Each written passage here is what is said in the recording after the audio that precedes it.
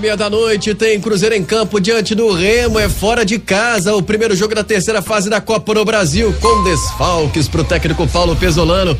Um abraço, boa tarde, Josias Pereira. Boa tarde, Léo Campos, boa tarde a todos que nos acompanham.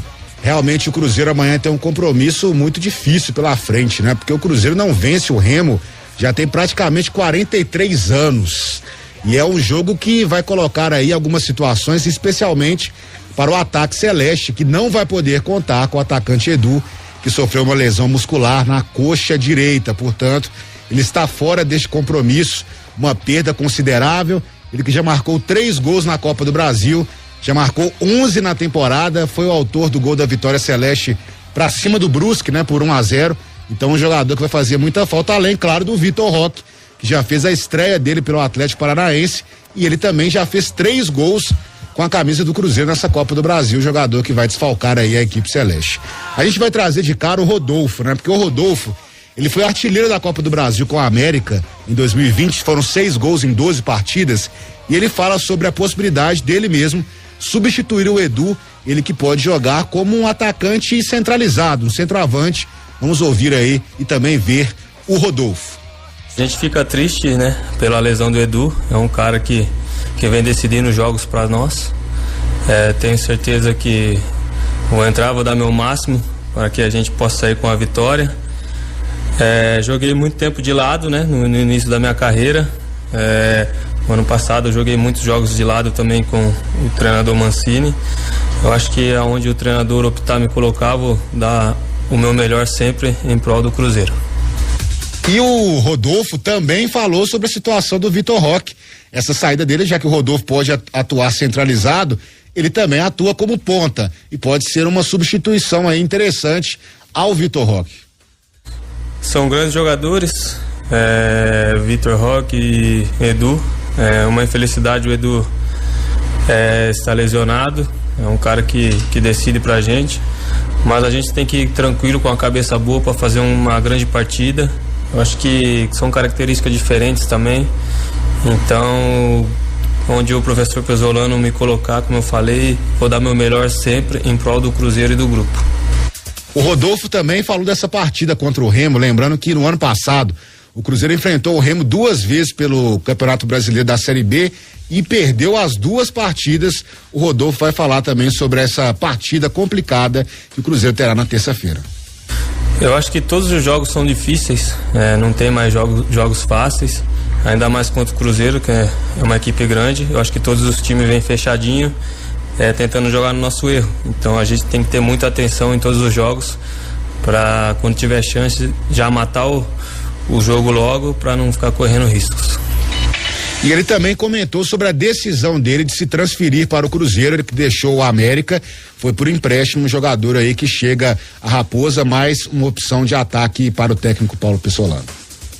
A minha escolha no Cruzeiro foi a grandeza do clube, a história que o clube tem, e eu vim para cá que eu quero fazer história também, quero deixar meu nome marcado na história do Cruzeiro. Não foi só eu que escolhi, foi minha família também, então eu vim pra cá com uma decisão não só minha, como da minha família.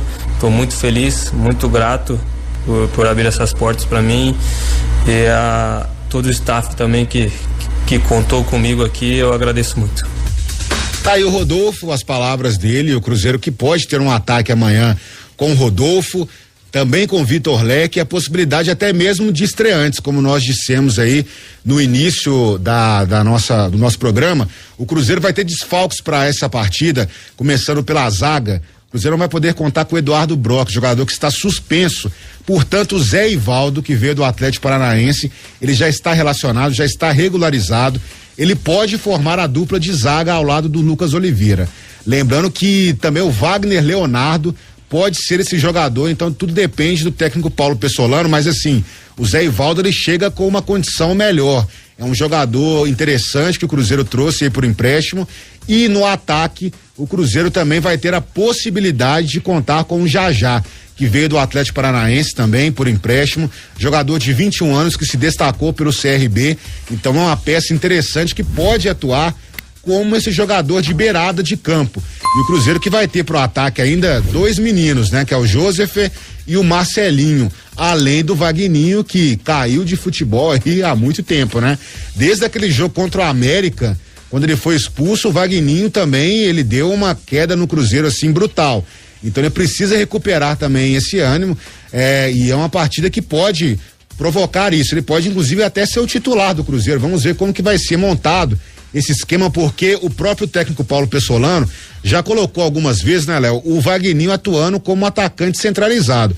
Eu não gostei dessa opção aí do Pessolano, mas quem sabe ele pode fazer isso de novo, ou então realmente colocar o próprio Rodolfo para fazer justamente essa função, mas tendo já, acredito que já dá pelo menos um novo gás à equipe do Cruzeiro, lembrando que o time vai ter ainda o retorno de João Paulo, meio-campista, que ficou fora das 2 últimas partidas do Cruzeiro.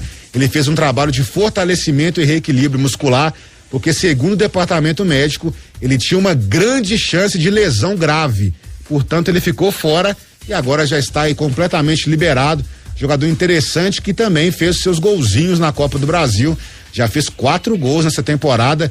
Foram 3 de pênalti e 1, na verdade, pela Copa do Brasil, quando ele encobriu ali o goleiro naquela goleada pra cima do Sergipe por 5-0. Jogador interessante, porque o meio-campo do Cruzeiro com 3 volantes ali também, né, Léo? De vez em quando não dá aquela criação tão necessária pro time. O Canezinho, né? Um jogador que vem se destacando ali, cresceu com o Paulo Pessolano, e o João Paulo também é um jogador muito regular, né? No meio de campo do Cruzeiro, e também acredito que a volta dele é importante. Até porque vai pegar um Remo e o Cruzeiro ainda não tem um time titular, né? A sensação que dá é essa, porque terminou o Campeonato Mineiro com um time, mas tivemos muitas contratações e a gente vê o Pessolano experimentando, né? Eu não imaginava, por exemplo, que o Rodolfo já seria titular logo no primeiro jogo dele, e o Pessolano já lançou o Rodolfo como titular, até ganhando posição do Vagninho. Então, acredito que o treinador ainda tá pensando o time, né? Dá pra cravar um time titular hoje do Cruzeiro? Não dá, né, José? Algumas posições talvez, Algumas né? posições, elas já são bem estabelecidas, assim, principalmente na parte da zaga ali, até o primeiro volante, né? Porque o Cruzeiro praticamente é Rafael Cabral, Rômulo, Eduardo Brock, Lucas Oliveira e o Rafael Santos, e aí o William Oliveira, né? Sendo esse primeiro volante. Depois disso, o Canezinho vem tomando mais espaço, mas o Pedro Castro vai entrando, às vezes no time, outras vezes ele sai, e aí vem o João Paulo com essa possibilidade de ser o armador.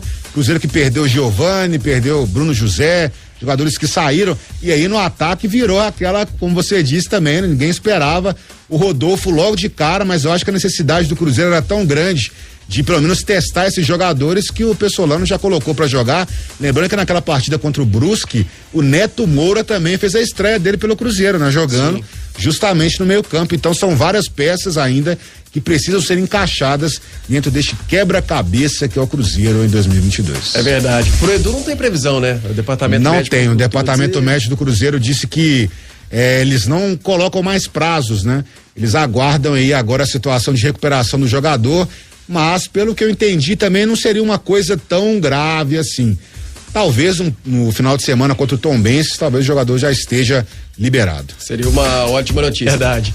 Josias Pereira, vamos com mais Cruzeiro, diga lá, Joe. O Cruzeiro que vai treinar hoje o último treinamento antes dessa partida contra o Remo, lá no Seju Belém, aí sim o técnico Paulo Pessolano fazendo aquele ensaio final antes dessa partida contra o Remo. Para falar também que o Cruzeiro aguarda ainda a regularização de 3 jogadores justamente para o ataque. O Luvanor, que veio aí do futebol do Oriente Médio, também passou pelo Sheriff da Moldávia, e também o Leonardo Paes, uruguaio, que veio do Montevideo Wanderers, e o Rafael Silva, que estava no Wuhan da China. Os 3 jogadores para o ataque, eles que poderiam inclusive estar à disposição já nessa partida, mas não foram regularizados, ainda aguardam documentos para que eles possam entrar em campo e aí sim receber a liberação, mas seriam nomes pelo menos interessantes para encorpar mais esse ataque do técnico Paulo Pessolano. E outra notícia é que o goleiro Gabriel Brazão vai intensificando aí os seus treinamentos.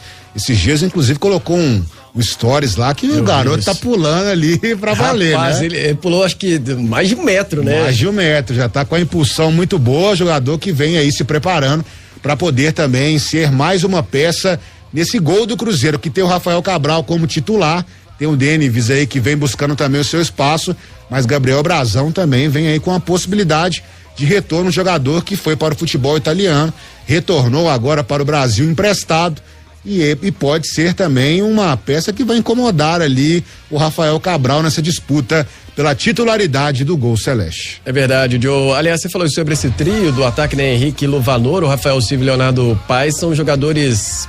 Algum desses aí pra ser titular, não? Você imagina? Olha, é difícil, né? Tava até conversando com o Fernando hoje, né? Que a gente não tem muito conhecimento de como que é o futebol do Luvanor, por exemplo, né? A gente viu pouquíssimas coisas do Sheriff, e quando o Sheriff chegou na Liga dos Campeões, ele já não estava lá, né? Foi jogar no futebol do Oriente Médio. Leonardo Paes também, se a gente falar assim, ó, conhecemos o Leonardo Paes, né? Rafael Silva agora, também, estava no Wuhan da China, inclusive a cidade que foi o epicentro da Covid, né? Então a gente não sabe muito bem como esses jogadores chegam, mas são aí, pelo menos, uma tentativa de reforçar esse ataque do Cruzeiro, lembrando que eles podem ser inscritos depois porque eles rescindiram o contrato no exterior e por isso não tem essa limitação da janela. É, que se fechou, né, no último dia 12, isso. Pelo menos para transferência de um clube para outro. Muito bem, valeu, Josias Pereira. Existe um clube na cidade.